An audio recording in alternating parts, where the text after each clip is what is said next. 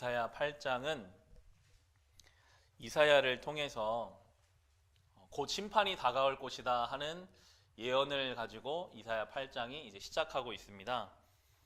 8장 1절 보시면 주님께서 나에게 말씀하셨다. 너는 큰 서판을 가지고 와서 그 위에 두루 쓰는 글자로 마헬 살랄 하스바스라고 써라 라고 말씀하고 계십니다. 이사야에게 여기서 나오는 큰 서판은 지금으로 말하면 현수막과 같습니다. 사람들이 많이 보는 곳에 모든 사람이 아는 글자로 마할 살랄 하스바스라고 써라 라고 하셨습니다. 우리 성경에 주가 달려있죠. 우리 성경에 주는 노략이 속히 올 것이다 라는 뜻으로 해석되는데요. 이것은 더 쉬운 말로 바꾸면 심판이 올 것이다 라는 예언을 지금 이사야를 통해서 하고 계십니다. 크게 쓰라는 거예요. 사람들이 많이 다니는 곳에 하나님의 심판이 곧 올 것이다 라고 예언하라. 이사야를 그렇게 부르셨습니다. 그렇게 부르고 끝난 게 아니라 이사야에게 아들을 주실 것인데 그 아들 이름을 이렇게 지으래요. 마헬 살랄 하스바스, 심판이 올 것이다 라는 이름으로 지으라고 하는데 3절을 보시면 그런 다음에 나는 예언자인 나의 아내를 가까이 하였다. 그러자 그 예언자가 임신하여 아들을 낳았는데 그때 주님께 나에게 이렇게 말씀하셨다. 그의 이름을 마헬 살랄 하스바스라고 하여라. 이 아이가 아빠 엄마라고 부를 줄 알기도 전에 아시리아 왕이 다마스쿠스에서 빼앗은 재물과 사마리아에서 빼앗은 전리품을 가져갈 것이다 라고 말씀하고 계십니다. 아들을 낳을 것이고 그 아이가 아빠 엄마라고 부르기도 전에 하나님의 심판이 다가올 것이다 라고 말씀하고 계십니다. 이 아이는 이제 태어나면서부터 이름이 마헬살랄 하스바스, 하나님의 심판이 올 것이다 라는 이름으로 불려요. 이제 이 아이의 주변의 사람들은 이 아이를 부를 때마다 하나님의 심판이 온다 라는 이야기를 자기 입에 담기도 하고 그 이야기를 다른 사람의 목소리를 통해 듣기도 합니다. 끊임없이 하나님은 이 아이에게, 이사야에 보면 이런 일들이 있거든요. 우리가 지난주에 살펴본 7장에서도 임마누엘이라는 이름을 아이에게 지어주셨던 것처럼 태어나는 생명에게 이름을 지어주심으로써 예언자의 역할을 감당하게 하시는데요. 이 아이의 이름이 불릴 때마다 사람들은 이제 하나님의 심판이 올 것이다 라고 생각을 하게 됩니다. 그런데요, 언제부터 그것을 잊어요. 그냥 이 아이 이름을 부르면서도 하나님의 심판이 오겠지라는 생각을 잊어버리고 그냥 그 아이를 떠올리면서 부르게 되는 것입니다. 심판은 다가오고 있는데 그것을 잊게 되죠. 이 시대에 성도들의 삶이 이 아이와 같습니다. 우리가 믿는 신앙에는요, 주님의 심판이 담겨 있습니다. 우리는 죽어서 하나님 앞에 갈 것이고 하나님의 심판이 반드시 이 땅에 온다라는 것을 우리는 믿습니다. 교회마다 달려있는 십자가가 그것을 말해줘요. 저 십자가는 믿는 자에게는 구원의 생명이 될 것이지만 믿지 않는 자에게는 하나님의 심판이 될 것이다. 이 마헬 살랄 하스바스와 똑같은 역할을 이 시대의 성도들이 하고 있습니다. 우리는요, 다 알아요. 분명히 어느 때가 되면 우리가 먼저 죽어서 주님 앞에 가든 아니면 주님께서 이 땅에 오시든 언젠가 때가 되면 하나님 앞에 심판하시는 주님 앞에 설 날이 있음을 우리는 압니다. 이 아이의 이름이 있는 것처럼요. 그런데 어느 순간부터 그것을 잊어버리고 살아요. 마치 그런 일이 일어나지 않을 것처럼, 오늘이 이 천년만년 끝까지 갈 것처럼 생각하고 살아갑니다. 그런데 하나님은 분명히 그 심판이 있다라고 우리에게 말씀하고 계시죠. 이 아이가 점점 자라갑니다. 하나님의 예언은 이루어지거든요. 나라들이 멸망해요. 주님 말씀하신 대로. 이 아이가 한 살 먹어갈수록 하나님의 예언은 가까이 오는 것이죠. 한 해를 살아가면 그 한 해만큼 하나님의 예언이 성취되는 것입니다. 한 살이 더 먹으면 그만큼 더 성취가 되는 것이죠. 이 아이가 뭐 하는 것은 없어요. 그냥 자라는 겁니다. 그냥 먹고 때로는 부모에게 혼나기도 하고 하지만 이 아이는 태어나면서부터 이 아이가 자라나는 때만큼 그 시간만큼 하나님의 성취가 이루어질 것을 갖고 태어나죠. 이 시대를 살아가는 성도들이 똑같습니다. 때로 우리가 그런 생각을 해요. 내가 신앙생활 열심히 한다고 해서 무슨 국제 정세의 변화를 일으킬 수 있을까? 이 나라가 변할 수 있을까? 우리 동네가 변할 수 있을까? 내 가정조차도 변하지 않는 것 같은 것처럼 느낄 때가 있습니다. 너무나 작게 느껴지고 내가 성도로서 할 수 있는 것이 무엇인가 생각할 때가 있어요. 하지만요, 하나님이 우리를 이 시대에 이 아이처럼 부르셨습니다.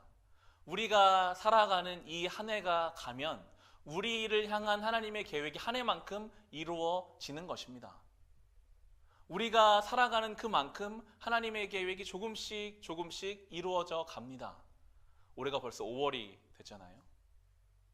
제가 이 말씀 묵상하니까요, 정말 하나님이 나를 통해 이루고자 하는 계획이 뭘까? 이 고민을 더 해야겠구나 생각하게 되더라고요. 그리고 할 수 있는 만큼 사랑하고 할 수 있는 만큼 나를 통해 하나님의 뜻이 이루어지기를 힘쓰며 살아가야겠다는 생각을 하게 됩니다. 이 땅에 주님이 우리를 보내셨고요. 오늘 밤에 우리를 데려가지 않으시면 또 내일을 살게 될 텐데 살게 하시는 이유가 있을 텐데요. 하루만큼 더 살게 하시는 그 이유가 하나님 앞에 우리를 통해 이루어져 가게 될 것을 소망하며 우리는 이 땅을 살아가야 할 것입니다. 이사야를 우리가 함께 보면서 느끼는 특징은 하나님이 진노하시는 심판하시는 하나님이심을 보이심과 함께 항상 그러면서도 용서하시고 회복하시는 하나님의 은혜가 같이 공존하고 있다는 것입니다. 하나님이 진노하세요. 1장부터 계속 나옵니다. 하나님 왜 진노하시는가? 성도들이요, 하나님의 뜻을 이루지 못하고 살아요. 5장에 나오는 포도원 비유가 잘 보여주는데요, 농부 대신 하나님이 포도나무를 정성스럽게 심었는데 열매가 너무나 생각하지도 못할 안 좋은 열매가 맺히는 거예요. 농부가 너무나 마음이 상실감을 느끼게 된다라고 표현하고 있습니다. 하나님이 진노하시는 이유는 하나님의 백성들이 하나님의 뜻을 이 땅 가운데 전혀 이루지 못하고 살아갈 때 하나님이 진노하고 계심을 이사야를 통해서 우리는 볼 수가 있습니다. 그런데 그렇게 진노하시면서도 이들을 완전히 멸하지는 않으시고 그 가운데 하나님의 사랑이 또한 함께 스며져 있거든요. 그것을 우리가 알 수 있는 것이 이사야를 보내셨다는 거예요. 우리가 6장에서 이사야의 소명을 받지만 이사야를 보내실 때 이사야야 너를 보내도 저들은 듣지 못할 거다. 아무리 말해도 깨닫지 못할 거다. 그런데도 하나님이 이사야를 보내세요. 사랑하니까요. 그들이 돌아오길 원하시니까요. 이사야의 이름 뜻이 하나님이 구원하신다. 하나님은 구원이시다라는 뜻을 이미 갖고 있습니다. 이사야를 보내실 때부터 하나님의 구원 계획은 담겨져 있는 것입니다. 하나님이 심판을 말씀하시지만 경고를 말씀하시지만 그 뒤에는 그 심판과 경고를 통해 하나님께로 돌아오게 원하시는 하나님의 사랑이 묻어 있습니다. 이 7절과 8절이 그것을 보여주는데요. 7절 8절 보시면 나 주가 저 세차게 넘쳐 흐르는 유프라테스 강 물 곧 아시리아 왕과 그의 모든 위력을 이 백성 위에 뒤덮이게 하겠다라고 하나님 말씀하고 계십니다. 아하스 왕이 그렇게 의지했던 아시리아라는 강대국이 이제 이스라엘을 침범해서 이스라엘까지 멸망시킬 것이라고 하나님 말씀하시는데 8절을 보시면 유다로 밀려들고 소용돌이 치면서 흘러 유다를 휩쓸고 유다의 목에까지 찰 것이다 라고 말씀하세요. 목에까지 찬다는 겁니다. 심판이 있기는 있겠지만 완전히 그를 뒤엎어서 죽음까지는 가지 않고 목까지만 하나님이 심판하실 거다라고 지금 말씀하고 계세요.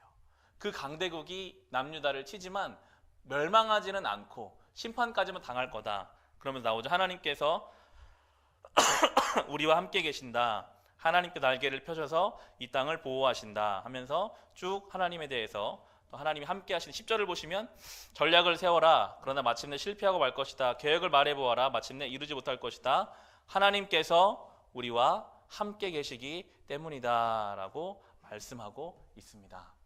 하나님의 심판이 있고 그 심판 뒤에 그럼에도 하나님이 멸망하지 않고 남겨두셔서 그 남은 자들을 통해 은혜를 경험케 하신 하나님의 섭리가 이사야서에는 반복적으로 나타나고 있습니다.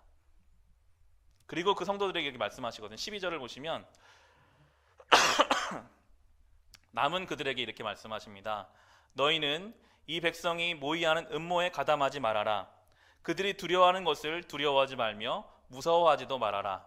너희는 만군의 주 그분만을 거룩하다고 하여라. 그분만이 너희가 두려워할 분이시고 그분만이 너희가 무서워할 분이시다라고 말씀하십니다. 성도들에게요, 세상이 두려워하는 것을 똑같이 두려워하지 말라라고 말씀하세요. 반대로 말하면 세상이 따라가는 것을 그대로 따라가지 말라라는 뜻입니다. 구별돼서 살라고 하세요. 하나님을 두려워하라. 세상을 두려워하고 세상을 따라가지 말고 하나님을 두려워하고 하나님을 따라가라라고 이사야를 통해 분명하게 말씀하고 계십니다. 이 이야기는요, 성경 곳곳에 나옵니다. 로마서 12장 2절에는 제가 읽겠습니다. 여러분은 이 시대의 풍조를 본받지 말고 마음을 새롭게 함으로 변화를 받아서 하나님의 선하시고 기뻐하시고 완전하신 뜻이 무엇인지를 분별하도록 하십시오라고 말씀하고 있습니다. 이 세상에 풍조가 있어요. 바람의 방향. 이 세상에 흐름이 있습니다. 여러분, 이 세상은요, 아주 자기 중심적으로 움직입니다. 이미 모든 나라들은 이념도 이제 없습니다. 다 자기 나라의 국익을 위해서만 움직이는 시대를 우리는 살고 있습니다. 이 시대의 흐름은 어떻죠? 이 시대는 보여지기를 좋아합니다. 이 시대에 사는 사람들은 보여지는 것을 좋아해요. 내가 잘 보여졌으면 좋겠다. 내가 좀 높아졌으면 좋겠다. 이 시대는요, 욕심이 많습니다. 이 시대는 이기적입니다.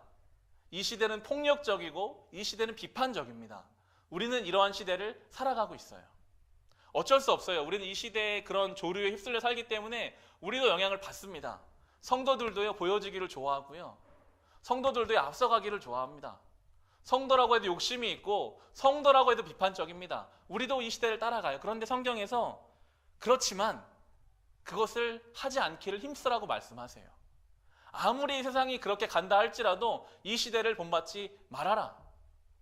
이 시대가 좋아하는 것을 따라가지 말아라. 하나님 원하시는 길을 따라가라 라고 하고 있는데요, 시편 1편 1절도 똑같은 것을 말합니다. 복 있는 사람은 악인의 꾀를 따르지 아니하며 죄인의 길에 서지 아니하며 오만한 자의 자리에 앉지 아니하며 오로지 주님의 율법을 즐거워하며 밤낮으로 율법을 묵상하는 사람이다 라고 말하고 있습니다. 이 시대를 본받지 말고 대신 하나님 말씀 앞에 서라는 거예요. 여러분, 이것은 분명합니다. 제가 교회 개척 사역을 하면서 저는 일주일 내내 월요일부터 주일까지 매일 설교를 하게 되거든요. 새벽 예배를 하고 수요일, 주일까지 있으니까요. 매일매일 좋든 싫든 간에 성경책 앞에 있어야 돼요. 그 말씀을 묵상해야 돼요. 그렇게 1년 조금 넘게 살다 보니까요, 분명하게 제 영혼이 건강해지고 하나님 말씀이 저의 삶에 조금씩 더 스며드는 것을 느끼게 됩니다. 그 전에도 사역자로 살았지만 그 전과는 달리 하나님 말씀 앞에 날마다 설 때, 그것이 습관적이든 형식적이든 의무감에 있어서 어쨌든 간에 주의 말씀 앞에 설 때마다 그 말씀이 조금씩 하나님 앞에서 나를 이 세상에 조류와는 다르게 흘러가게 하시는 것들을 경험하게 됩니다. 우리는 그렇게 살 수밖에 없어요. 안 그러면요, 또 딸려가요. 또 욕심으로, 비판으로, 비교로 그렇게 딸려갈 수밖에 없다고 성경이 우리에게 이야기해주고 있는 것입니다. 하나님이 사랑하는 성도들을 경고하시는데요, 14절을 보시면 하나님에 대해서 이렇게 설명합니다. 그는 성소도 되시지만 이스라엘의 두 집안에게는 거치는 돌도 되시고 걸리는 바위도 되시며 예루살렘 주민에게는 함정과 올가미 되신다라고 하나님에 대해 설명하고 있습니다. 하나님은 성소도 되시지만, 우리에게 거룩한 분도 되시지만, 때로는 이스라엘 두 집안에게, 믿는 사람들에게 거치는 돌이 되고 걸리는 바위가 되신대요. 함정과 올가미가 되신다고 합니다. 여러분, 예수 믿으면 만사 형통, 단순한 논리로 이 기독교 신앙은 설명될 수가 없습니다. 저 다른 세상의 종교처럼 열심히 빌고 빌면 내가 원하는 소원을 이루어주는 그 정도의 신앙이 우리의 신앙이 아닙니다. 이사야가 그걸 말해줘요. 하나님이요, 믿는 자들에게 함정이 되신대요. 올가미가 되신대요. 걸려 넘어질 돌이 되신대요. 왜? 그렇게 해야 하나님의 사람들이 주의 형상을 회복해 갈 수 있거든요. 무조건 만사형통한다고 잘 되는 게 아니라 때로 하나님이 그들의 함정이 되시고 올가매가 되시고 넘어뜨리게 하셔야 그 과정을 통해서 하나님의 사람들이 만들어가 진다고 이사야서를 통해서 우리에게 말하고 있습니다. 우리가 봤잖아. 이스라엘 백성이 수없이 심판을 당해요. 수없이 침략을 당하고 무너지고 넘어집니다. 그 과정을 통해 하나님 만들어 가시거든요. 오늘 새벽에 룻기를 함께 묵상했습니다. 룻기에는 크게 나오미와 룻 두 여인을 주인공으로 볼 수 있는데, 이 룻기의 주인공인 나오미라는 여인의 인생이 험악해요. 잘 살아보겠다고 하나님의 땅을 떠나서 모압 땅으로 갔는데 남편이 죽고 아들 둘이 다 죽었어요. 그것만큼 여러분 삶에 상실감이 있겠습니까? 아들도 남편도 다 떠나보내고 정말 인생이 아무것도 남지 않은 것 같은 그 쓰디쓴 인생을 이제 다시 하나님 땅으로 돌아오게 하시고, 그에게 보아스를 허락하시고 그에게 또 오벳을 허락하셔서 그의 삶을 채워가신 하나님을 성경이 보여주면서요, 슬픔이 기쁨으로 연결되고 또 그 기쁨이 때로는 슬픔으로 연결되는 것을, 그 기쁨과 슬픔의 반복 속에서 하나님이 이 나옴이라는 한 인생을 하나님 앞에 깊이 있는 사람으로 만들어가고 계시는 것을 룻기를 통해서 우리는 볼 수가 있습니다. 이 부분을 70살 정도 되신 한 목사님이 설교하시는데 그렇게 얘기하시는 거예요. 이 기독교 신앙은 절대로 단순할 수 없다. 너무나 복잡하고 이해할 수 없는 일들이 신앙 가운데 일어난다. 인간의 인생이 그렇다라고 이야기하세요. 우리의 인생이 어떠한 논리나 법칙으로 설명되느냐? 안 된다는 거예요. 우리 인생이 정말 딱 자르듯이 설명되는 것이 없고 이해할 수 없는 일들이 많이 일어나는 것이 우리의 인생이고, 그 인생 가운데 하나님이 우리를 만들어 가신다라고 이야기하시면서 그런 이야기를 하세요. 사는 게 아니야 라는 말을 들어본 적이 있냐 물어보시더라고요. 사는 게 아니야. 웃는 게 아니야.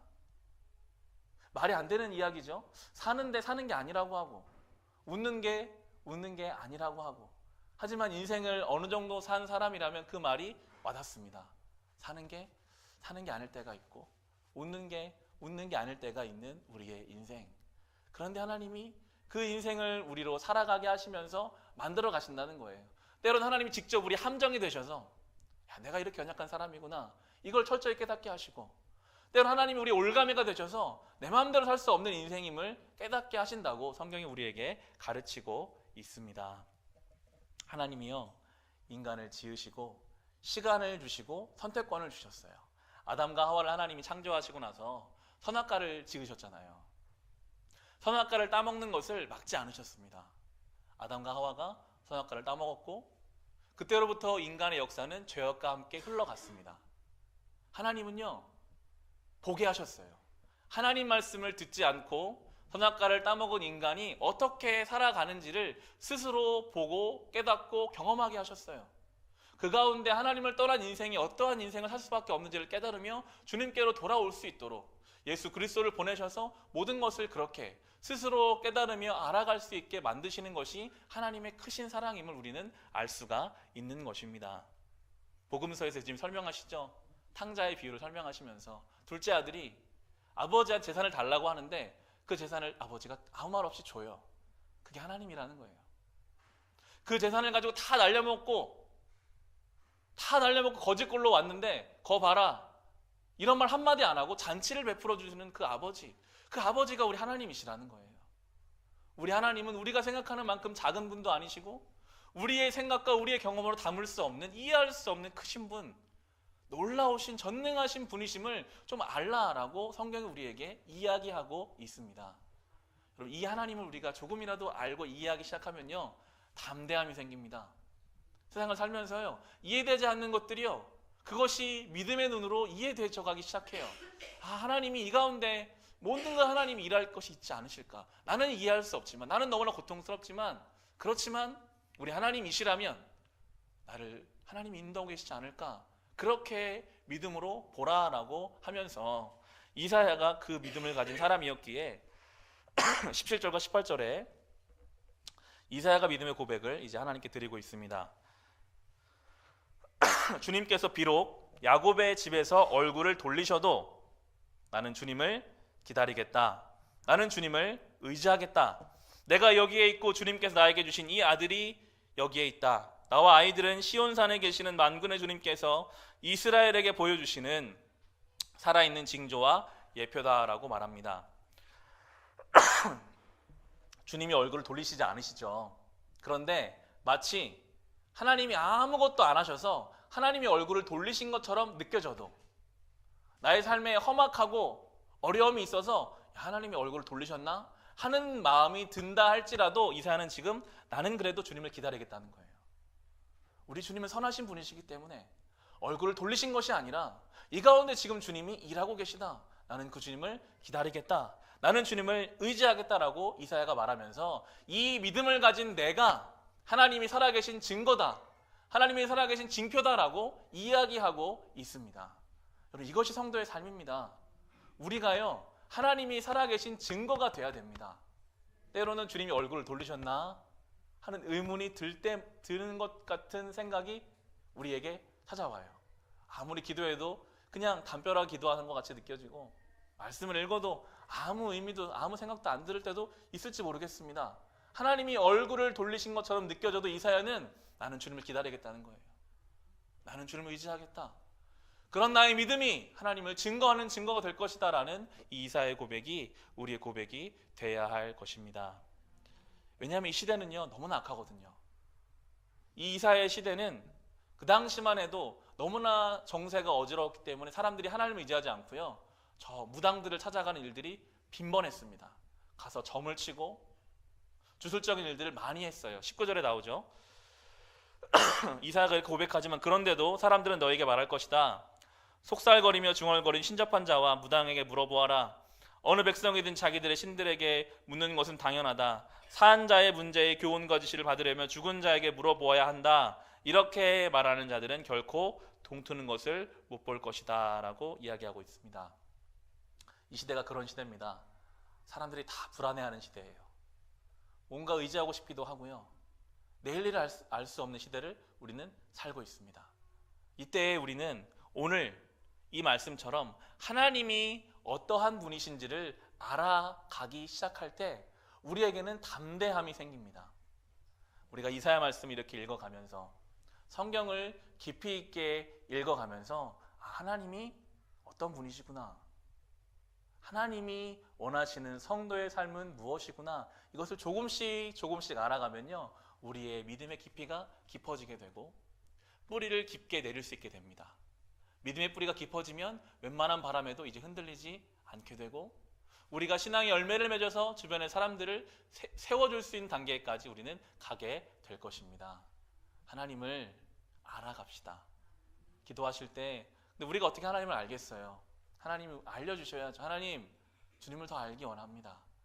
우리의 기도의 내용이 우리의 소원을 아뢰는 것에서부터 시작해서 더 나아가서는 하나님을 알아가고, 하나님이 어떤 분이신지, 이 시대에 내가 성도를 어떻게 살아가는 것이 좋겠는지 주님 앞에 물으며, 그렇게 우리의 신앙을 단단하게 온전하게 세워가셔서 거룩한 성도의 삶을 살아가시기를 주님의 이름으로 축원합니다.